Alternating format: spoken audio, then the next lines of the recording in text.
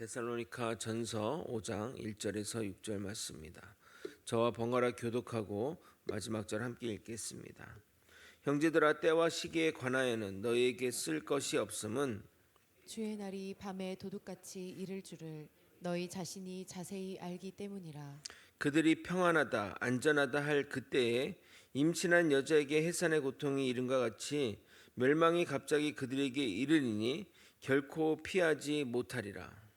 형제들아, 너희는 어둠에 있지 아니하매 그날이 도둑같이 너희에게 임하지 못하리니. 너희는 다 빛의 아들이요 낮의 아들이라. 우리가 밤이나 어둠에 속하지 아니하나니 그러므로 우리는 다른 이들과 같이 자지 말고 오직 깨어 정신을 차릴지라. 아멘. 데살로니가 서신서는 크게 전반부와 후반부로 나뉘는데 1절부터 3장까지가 전반부를 차지합니다. 전반부에서는 데살로니가 성도들의 믿음과 삶에 대한 칭찬과 격려, 권면이 주를 이룬다면 후반부인 4절부터 5절까지는 데살로니가 교회 문제 또는 데살로니가 교회 성도들의 궁금증에 대한 답을 기록하였습니다. 그래서 어제 살펴본 말씀은 주님이 재림하시면 죽은 자들은 어떻게 되는지, 죽은 자의 부활과 산자는 어떻게 되는지, 산자의 휴거를 설명하였습니다. 분명한 사실은 주가 재림할 때 주 안에서 죽은 자들은 부활하며 주를 따라 강림할 것이고, 주가 재림할 때 주 안에서 살아있는 자는 하늘로 올려져 주님을 영접하고 주님과 영원히 살게 될 것입니다. 오늘도 데살로니가 성도들의 궁금한 것에 대한 사도 바울의 답변을 다루고자 합니다. 그러나 우리가 가지고 있는 의문에 답을 할 수 있는 내용이 오늘 본문에 포함되어 있으니 주의 깊게 들어주셨으면 좋겠습니다. 말씀을 통해 우리의 신앙의 모습을 되돌아보는 시간이 되길 예수 그리스도 이름으로 소원합니다. 사도 바울의 선교팀은 데살로니가 지역에서 3주밖에 머물지 않았습니다. 유대교 유대인들의 박해로 인해 어쩔 수 없이 사도 바울의 선교팀은 그곳에서 피난 가야 했습니다. 그런데 떠난 후 듣게 된 소식은 데살로니가 지역에 교회가 생겼다는 소식입니다. 그들을 양육할 목자도 없고 심지어 박해도 계속 지속되는 상황 가운데 교회가 생겼다고 하니 사도 바울은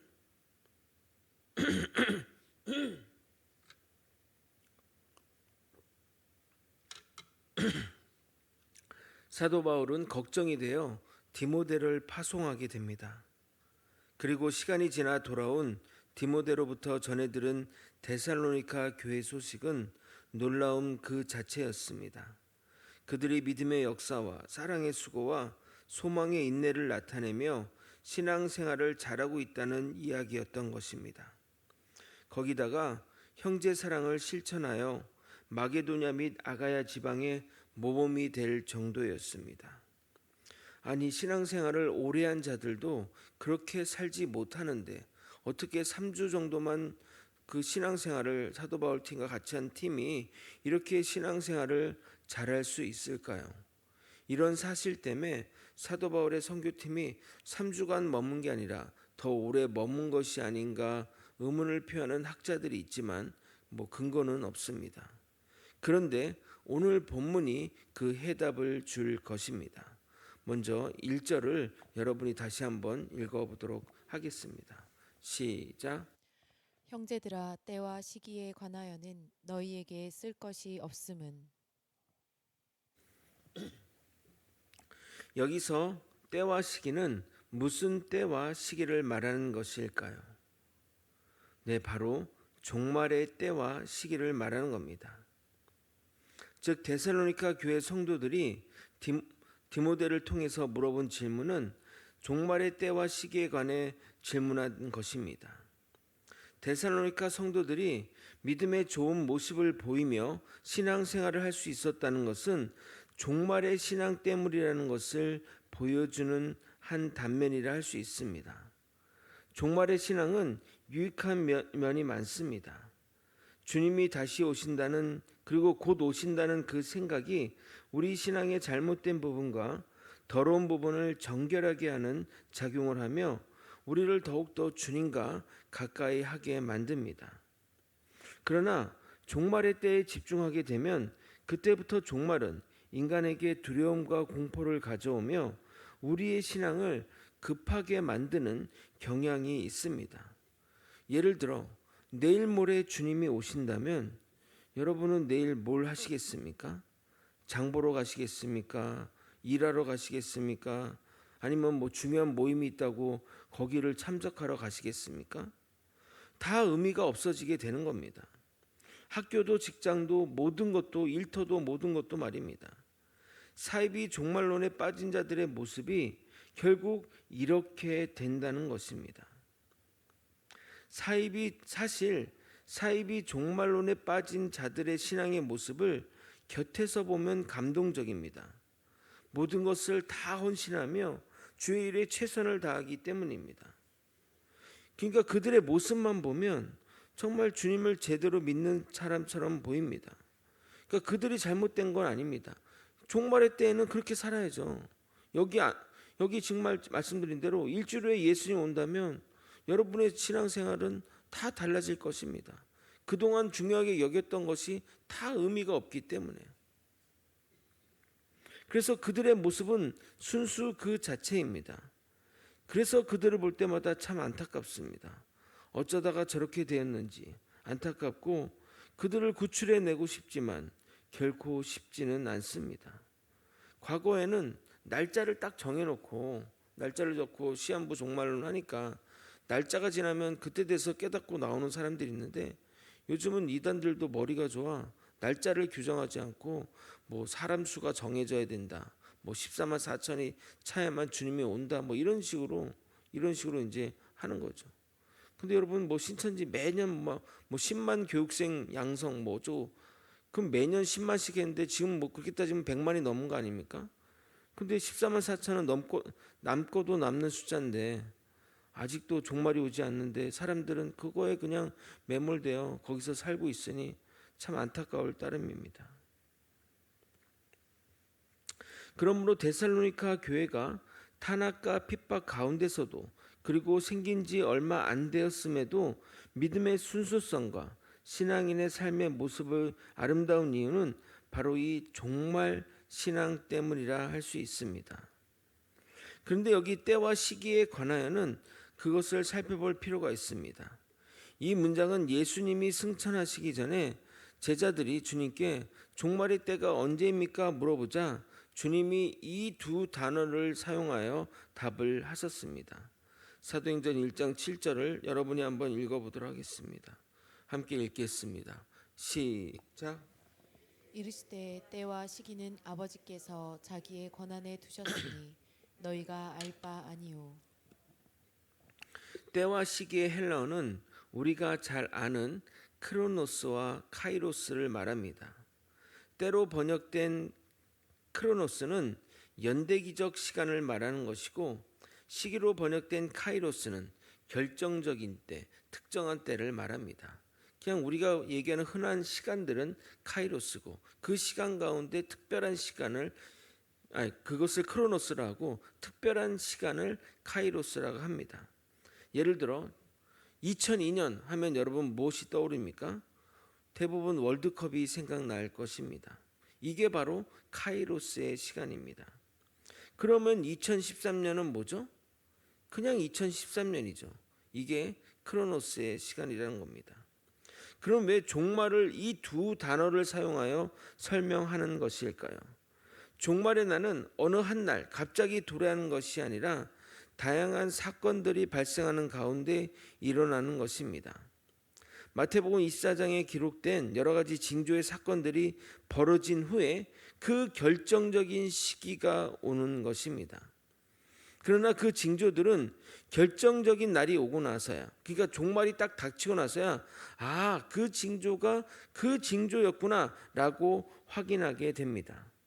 우리가 섣불리 징조를 보고 그날을 예측해서는 안 됩니다. 사실 예수님이 말씀하신 그 징조는 언제나 어느 시대나 그런 일들이 일어나고 있기 때문입니다. 마태복음 24장 5절에서 8절을 읽어드리도록 하겠습니다. 많은 사람이 내 이름으로 와서 이르되 나는 그리스도라 하여 많은 사람을 미혹하리라. 난리와 난리 소문은 듣겠으나 너희는 삼가 두려워하지 말라. 이런 일이 있어야 돼 아직 끝은 아니라. 민족이 민족을 나라가 나라를 대적하여 일어나겠고 곳곳에 기근과 지진이 있으리니 이 모든 것은 재난의 시작이니라. 자, 보십시오. 지금 시대 자칭 예수라는 사람들이 있습니까 없습니까? 많죠. 많습니다. 전쟁 소문이 있습니까 없습니까? 있죠. 이란과 이스라엘의 무력 충돌, 그리고 우리나라와 북한의 무력 충돌 소문 있지 않습니까? 그리고 지금 민족끼리 전쟁이 있습니까 없습니까? 러시아 우크라이나 전쟁도 있고 이스라엘 헤즈볼라 전쟁이 있습니다. 기근이 없나요? 지진이 안 일어납니까? 이런 일은 항상 일어난다는 사실을 염두에 두어야 합니다.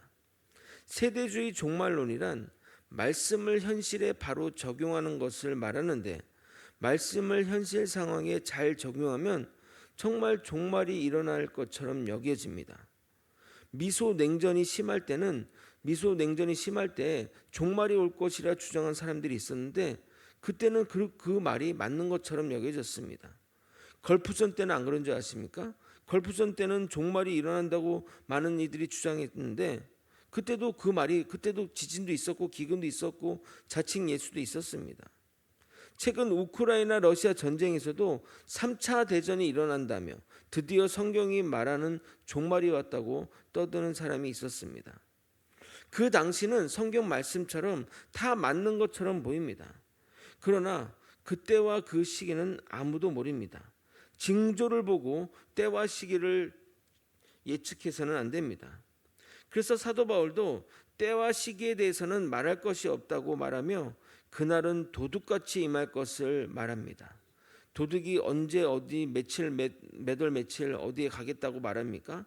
아무도 모르게 오는 것이 도둑입니다. 알리고 온다면 절대 도둑이라 할 수 없을 것입니다. 2절을 여러분이 한번 읽어보도록 하겠습니다. 시작. 주의 날이 밤에 도둑같이 이를 줄을 너희 자신이 자세히 알기 때문이라.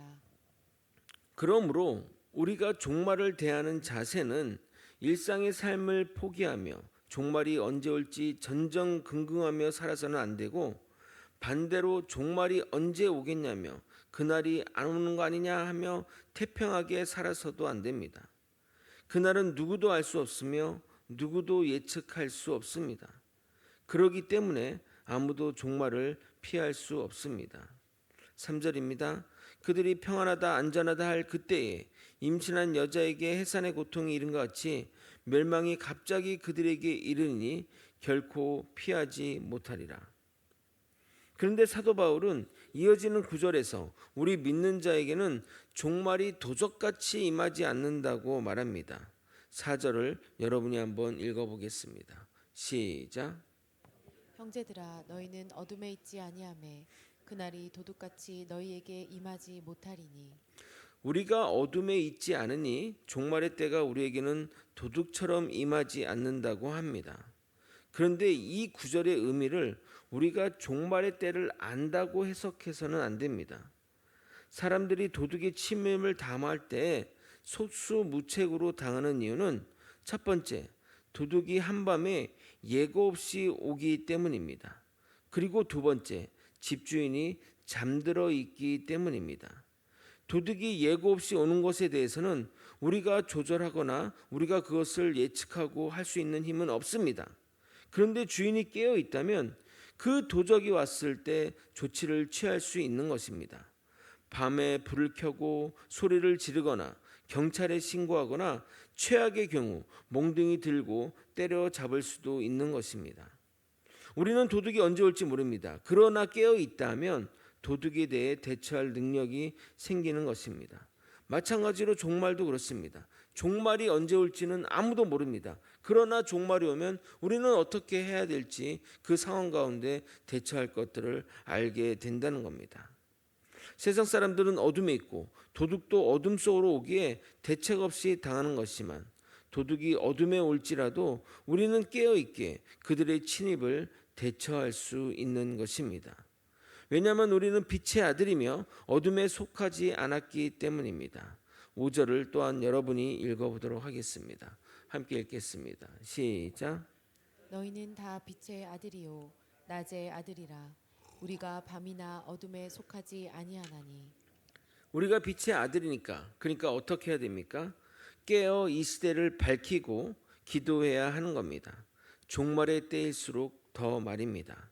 6절을 읽고 설교를 마무리하도록 하겠습니다. 그러므로 우리는 다른 이들과 같이 자지 말고 오직 깨어 정신을 차릴지라. 말씀을 정리하겠습니다. 데살로니가 교회의 복음의 순수성은 종말 신앙 때문이었습니다. 우리가 치우치지 않고 종말의 신앙으로 살아가는 것은 우리 신앙을 건강하게 만들고 주님 앞에 신실하게 살아가는 원동력이 됩니다. 그러므로 우리는 종말이 언제 올지 그런 것을 알려고 하기보다는 언제 종말이 온다 할지라도 준비하며 종말의 때를 기다려야 할 것입니다. 우리에게 종말은 아무 대책 없이 오는 것이 아닙니다. 불신자는 아무것도 모르는 채 종말을 맞이하지만 우리 믿는 자는 종말의 때를 모를지라도 종말이 왔을 때 종말이 올 것을 잘 준비했기 때문에 주의 영광의 빛에 거하는 삶에 살게 될 것입니다. 우리는 항상 영적으로 깨어 정신을 차리고 주어진 사명을 잘 감당해야 될 것입니다. 만약에 주님이 내일 오는데 내 사명 감당하라고 허튼 곳에서 헛짓거리하고 있으면 그보다 더 큰 불행이 어디 있냐 이 말입니다. 여러분이 여러분의 주어진 일들을 하면 주님이 봐도 걱정할 것이 없습니다. 하늘로 올려져 하나님의 영광의 길에 나아가게 될 것입니다. 건전한 종말 신앙으로 살면서 종말의 때에 깨어 기도하며 맞이하는 저와 여러분이 되시길 예수 그리스도 이름으로 축원드립니다. 아멘. 기도하시겠습니다. 하나님 아버지, 하나님의 뜻을 따라 아버지 우리가 종말의 신앙으로 하나님 그때를 기다리며 살아가는 우리 모두가 되게 하여 주시옵소서.